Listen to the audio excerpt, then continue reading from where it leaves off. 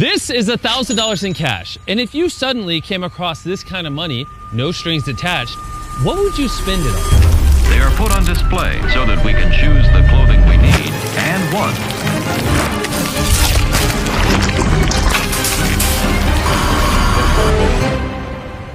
Well, for hundreds of thousands of people in rural Uganda, this money would be used differently. Most of these people live off of as little as $1 or $2 a day, meaning getting an education, starting a business, receiving adequate health care, or even electricity is nearly impossible. So I guess the solution is simple, right? Why don't we just give them the money? But on second thought, giving thousands of dollars to people who have never experienced that kind of money before is extremely irresponsible. So when an organization reached out to us to help them do just that, we knew we had to fly over and find out more. Uganda is a beautiful country and is filled with some incredible people. But when I first got approached by Give Directly about this program, my initial reaction was this was a terrible idea. I thought that giving an entire year's worth of income to people that were living in extreme poverty sounded like it was a recipe for disaster.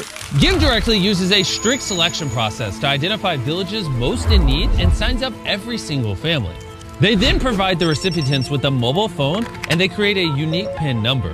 The money is then sent to their SIM card so they can transact directly or go to a nearby outlet and use their PIN to withdraw cash from a mobile money agent. The limited work opportunities in the community has made it extremely difficult for the villagers to support their families. One of these people is Paul. I have a wife, 2 kids. This is why I'm staying. My family is eating a day once. That's we eat once. Supper time. Those are the challenges we are facing. If Paul had more money, he would not only invest in starting a business in the area, but also ensure that he and his kids can get a proper education. My aim is to get that certificate of SINAFO. Maybe that my life somehow improving from that part. People living in extreme poverty are very limited. Most of their day is taken up by menial tasks, and they cannot break themselves out of the cycle of poverty that they're stuck into. A year ago, this was the reality for Tian and Lokura. The kids had dropped out of school, and finding work in the area was extremely difficult for them. But after receiving a donation from Give Directly, their lives changed entirely. They used the money to buy land in the area and have now started cultivating their own crops. They also bought a grain mill and are now processing grain for the entire community and earning a small profit. They are now using those profits to open up a store in their house.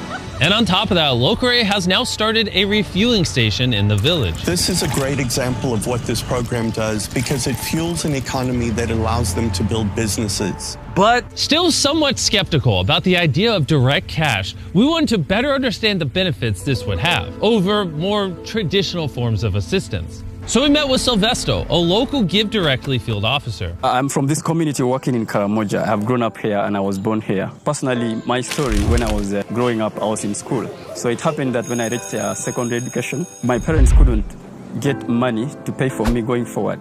So they had to sell our home for me to go to school. And to me, that is like selling my dreams, to selling my experiences. And that poverty is the most difficult poverty, the poverty of dreams. When I joined Give Directly, I realized that it's really different, a lot different from the charities I have worked with before.